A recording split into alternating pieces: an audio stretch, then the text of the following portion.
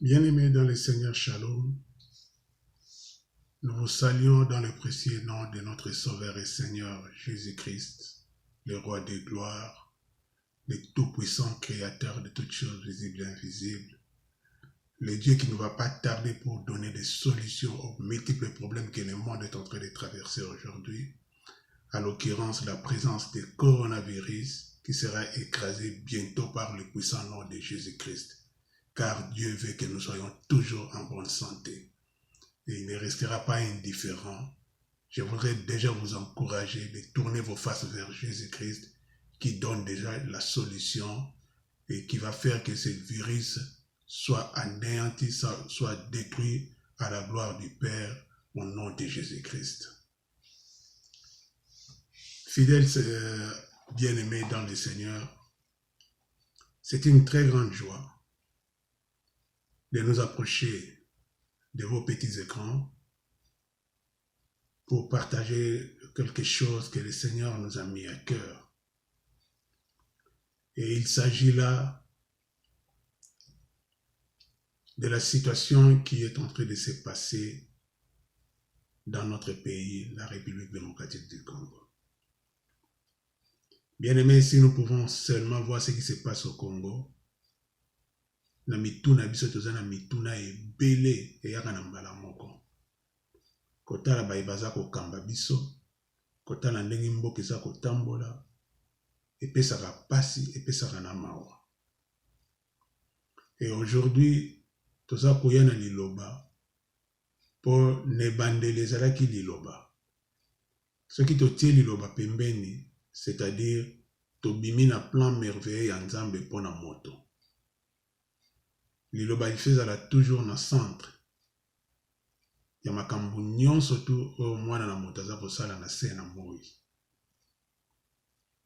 Et nous croyons que aux multiples problèmes koki koplane na mitu na biso eza kozangisaka biso bapongi, mituna wana ekoki kozwa biyano na yango na kati na Bible, na kati na liloba na Nzambe. Pona nzela na liloba na Nzambe, nde Nzambe asali biloko nyonso pe asali na moto. Oyo ezali ngai, oyo ezali yo. Biso nyonso tu tozali ba fruit ya liloba na Nzambe. E liloba na Nzambe ekela nyonso ya malamu. Yango wana tolingi to se référer na liloba na Nzambe à ce qui concerne situation oyo tozali ko traverser dans notre pays, la République démocratique du Congo. Na lolenge oyo bazali na bokonzi. To o bazali na portion ya bokonzi, bazali kokamba biso. Mutuna monene eza kotuna malelo ezali, pourquoi les politiciens congolais tombent si bas? Pourquoi les politiciens congolais tombent si bas? Pona nini ba politiciens ya Congo, ya République démocratique du Congo, bazalaka lokola bato baza na lokumu te. Baza trop bas na lingala ezali mwa pasi mingi pona ngai. Mais mutuna ezali ete pona nini bazalaka si bas. Je crois que molimo na Nzambe ko comprendre, akosunga yo po comprendre nini tolingi toloba. Pona nini tangu bazali libanda ya scène politique balobaka langage mosusu, soki briguer ba responsabilité bakomi pe koloba langage mosusu. Eloko nini esalaka ke ezala ndenge wana?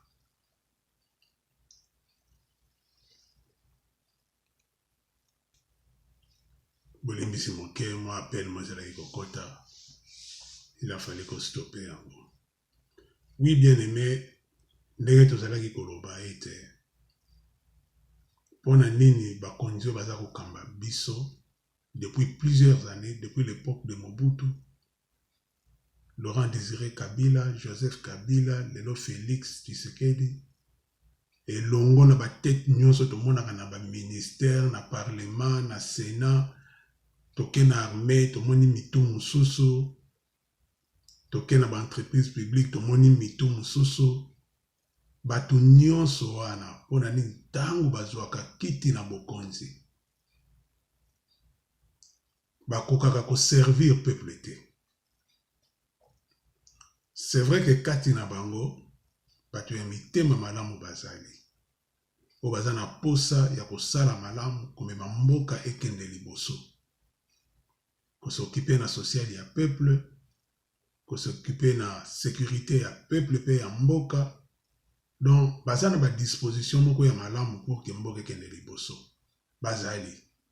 Et surtout na gouvernement oyo ya mbala oyo eza komona na miso que quelque part il y a cette volonté politique ya komema mboka na niveau mosusu. Mais le plus grand problème que vous allez connaître, les gens oyo s'associer na mokonzi na mboka na kati na politique, c'est comme si baza disposé te pour na servir peuple. Alors, tozonga na question générale, pourquoi les politiciens congolais tombent si bas?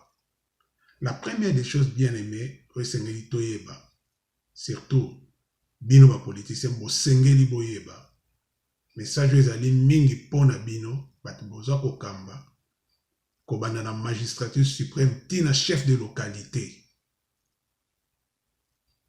Osengeli koyeba ete mokanda ya Romains chapitre 13 le verset 1 à 2 et lobina biso ke bokonzi nyonso tu eutaka epai na Nzambe. Bokonzi nyonso, toute autorité vient de Dieu. J'aimerais que nous puissions lire ce verset. Romains chapitre 13 le verset 1 à 2, Bible lobina biso, que tout homme se soumette aux autorités supérieures, car il n'y a pas d'autorité qui ne vienne de Dieu. Et celles qui existent ont été instituées par Dieu. C'est pourquoi celui qui s'oppose à l'autorité lutte contre une disposition établie par Dieu. Et ceux qui sont engagés dans une telle lutte recevront le châtiment qu'ils se seront attirés. Bien aimé, Bible est claire et c'est noir sur blanc. Na makomi Nzambe autorité kotanga.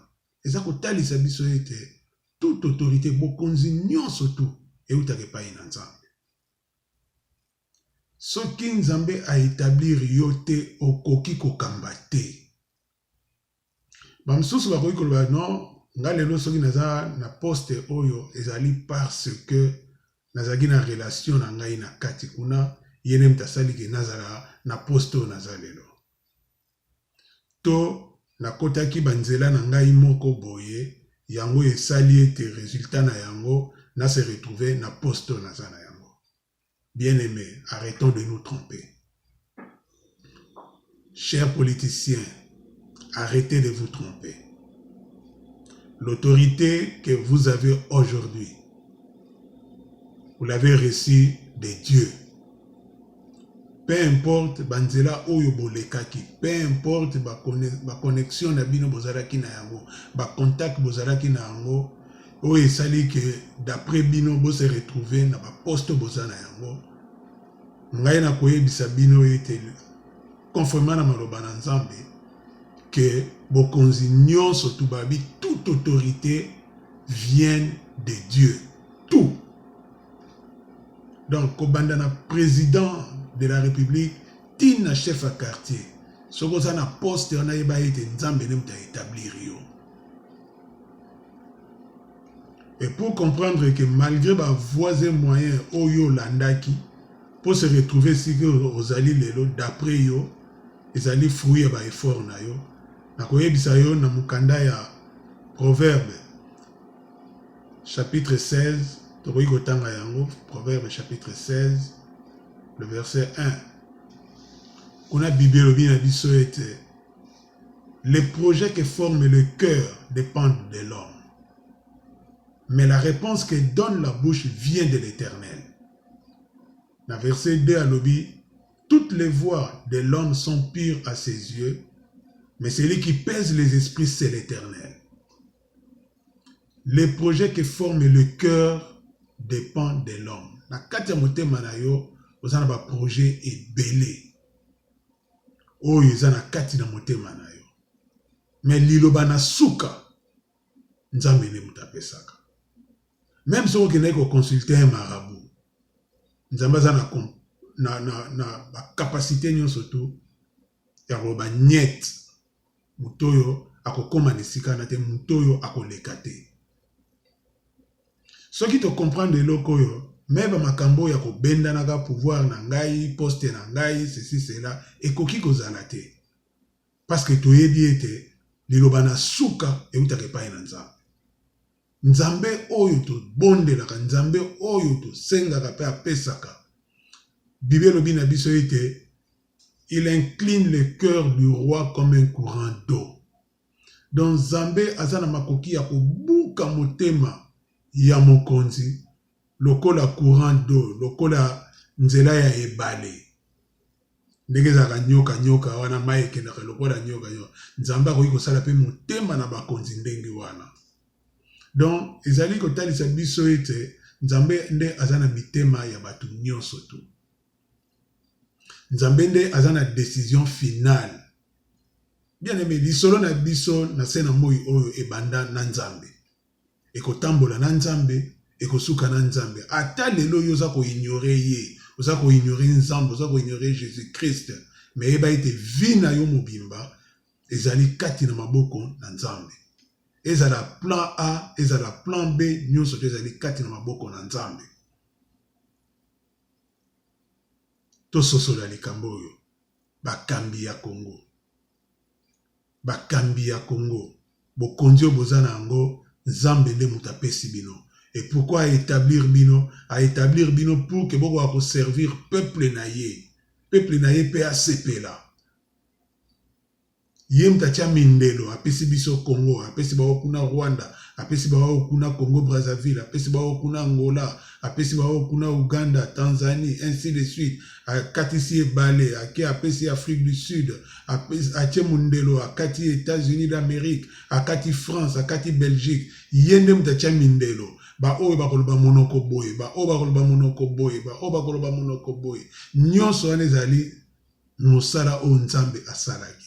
Etango apesi biso mabele na bomengo toza nango na mabele na biso, ezali pour que bomengo wana servir peuple congolais nyonso to mwana nyonso tu ya Congo, il faut à se retrouver na bomengo oyo nzambe atie na kati na mabele wana.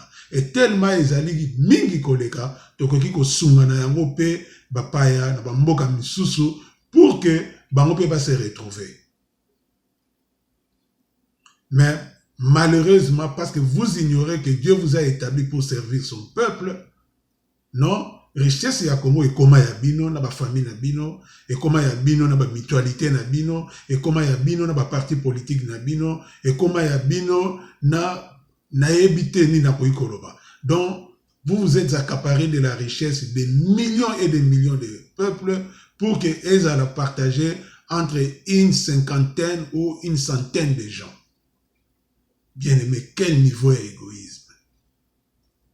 Bokonzi boza nango ute pa ina nzambe. Nzamba établir bino po alingi bino, nzamba lingaka mutu nyonso.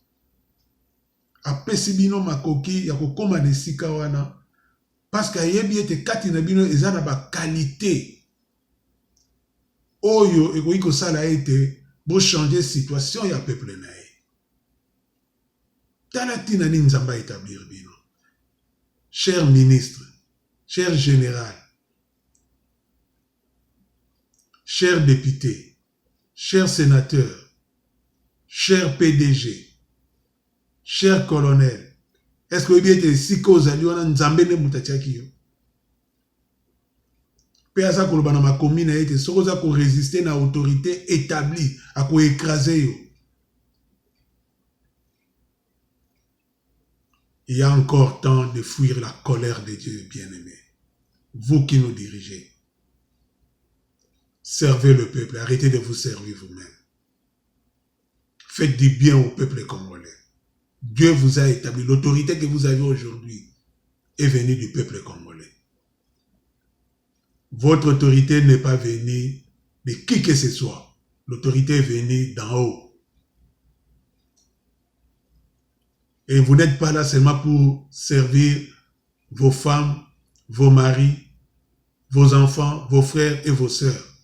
Vous êtes là pour servir tout le peuple congolais. Cette série des enseignements, tu vas continuer na yango et mettez-vous à cœur que ndenge tozokoya na liloba. Nankoukou, quand nous nous retirons, nous prions le Seigneur pour accomplir sa parole. Et ceux qui vont résister à cette parole, ils sauront que nous avons reçu un mandat céleste pour coordonner les choses dans le monde au nom de Jésus-Christ. Je lance un appel pressant aux autorités congolaises de la République démocratique du Congo. Servez le pays, servez le peuple congolais. Ne soyez pas égoïstes, partagez avec le peuple congolais. Sinon, vous serez écrasés. Ça, je vous l'ai dit, vous serez écrasés. Votre autorité a pour source la parole de Dieu. Comme je viens de le lire, votre autorité a pour source la parole de Dieu. La parole révélée de l'Éternel. Ce que vous allez prendre conscience que bokonzi na yo euti na nzela na liloba na Nzambe. Nzambe nda établir yo.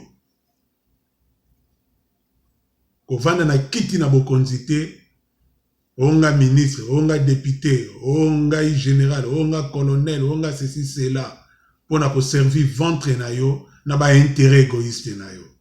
Tu seras écrasé. Nous allons appeler l'armée céleste et qu'on quitte na ba flamme de feu et qu'on détruire yo. Et vous qui résistez à l'autorité qui est établie, faites attention. Nous sommes là pour nous supporter les uns les autres.